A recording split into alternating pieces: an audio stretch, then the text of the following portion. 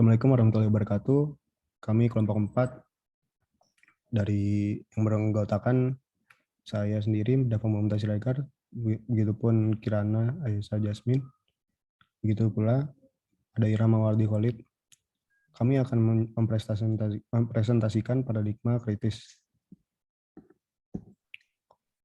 Yang pertama yakni pengertian kritis. Pada dasarnya pengertian berpikir kritis adalah sebuah proses berpikir dengan tujuan untuk dapat membuat keputusan secara rasional dalam memutuskan suatu masalah atau perkara. Berpola berpikir kritis sangatlah penting dalam kehidupan kita sehari-hari. Cara berpikir kritis ini bisa membantu manusia dalam menyelesaikan masalah, kemampuan di dalam mengambil keputusan itu dengan secara selektif dan selain sebagainya.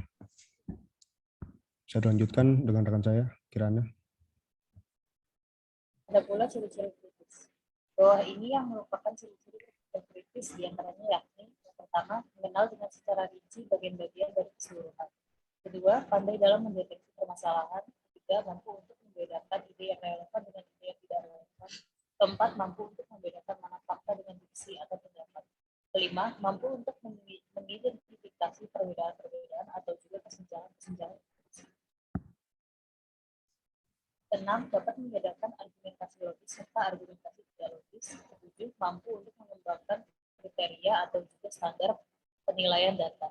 Kedelapan, suka mengumpulkan data untuk pembuktian faktual. Kesembilan, dapat membedakan di antara kritik membangun serta merusak.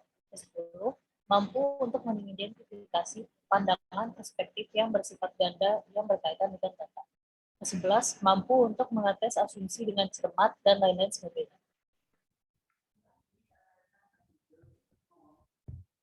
Sejarah paradigma kritis. Paradigma kritis lahir tidak lepas dari Institut Penelitian Sosial di Frankfurt.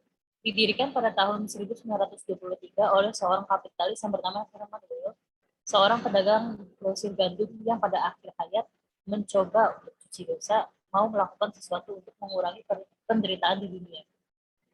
Termasuk dalam skala mikro penderitaan sosial dari kerakusan kapitalisme. Paradigma kritis adalah anak cabang pemikiran Marxis yang sekaligus cabang Marxisme yang paling jauh meninggalkan Karl Marx. Cara dan ciri pemikiran aliran Frankfurt disebut teori kritik masyarakat, Kritische Theorie der Gesellschaft. Paradigma ini mau mencoba memperbaharui dan merekonstruksi teori yang membebaskan manusia dari manipulasi teknokrasi modern. Selanjutnya akan dilanjutkan oleh Ya, terima kasih Kirana. Selanjutnya saya akan menjelaskan pengertian dari paradigma kritis. Paradigma kritis atau critical paradigm adalah semua teori sosial yang mempunyai maksud dan implikasi praktis dan berpengaruh terhadap perubahan sosial. Paradigma ini tidak sekedar melakukan kritik terhadap ketidakadilan sistem yang dominan, yaitu sistem sosial kapitalisme, melainkan suatu paradigma untuk mengubah sistem dan struktur tersebut menjadi lebih adil. Meskipun terdapat beberapa variasi teori sosial kritis seperti feminisme, cultural studies, postmodernisme, aliran ini tidak mau dikategorikan pada golongan kritis, tetapi kesemuanya itu aliran tersebut memiliki 3 asumsi dasar yang sama. Nah, 3 asumsi itu yang pertama ada, semuanya menggunakan prinsip-prinsip dasar ilmu sosial interpretif. Ilmuwan kritis harus memahami pengalaman manusia dalam konteksnya. Secara khusus, paradigma kritis bertujuan untuk interpretasikan dan karenanya memahami bagaimana berbagai kelompok sosial dikekang dan ditindas. Yang kedua, paradigma ini mengkaji kondisi-kondisi sosial dalam usaha untuk mengungkap struktur-struktur yang seringkali tersembunyi. Banyakan teori-teori kritis mengajarkan bahwa pengetahuan adalah kekuatan untuk memahami bagaimana seseorang ditindas, sehingga orang tersebut dapat mengambil tindakan untuk mengubah kekuatan penindas tersebut.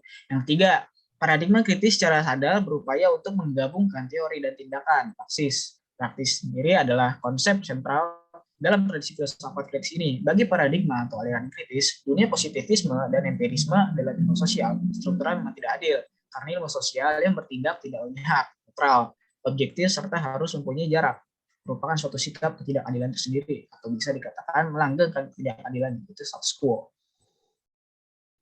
Next ada komunikasi dalam pandangan kritis. Jadi para pemikir dari tradisi kritis meyakini bahwasanya superstruktur dan bukan basis yang menentukan keadaan masyarakat. Untuk itulah mereka melakukan kritik-kritik terhadap budaya dan sosial untuk melakukan perubahan dalam masyarakat. Dalam pandangan sekelompok ini, komunikasi, khususnya media massa, adalah bagian dari superstruktur yang dapat melakukan perubahan dalam masyarakat. Untuk tujuan ini, mereka mengarahkan kritik-kritik mereka, salah satunya yaitu terhadap kepemilikan media massa, khususnya bagaimana media itu digunakan oleh sekelompok tertentu untuk mengamankan kepentingan-kepentingan ekonomi dan politik mereka. Next. Sekian mengenai presentasi kami akan paradigma kritis. Kurang lebihnya mohon maaf. Wassalamualaikum warahmatullahi wabarakatuh.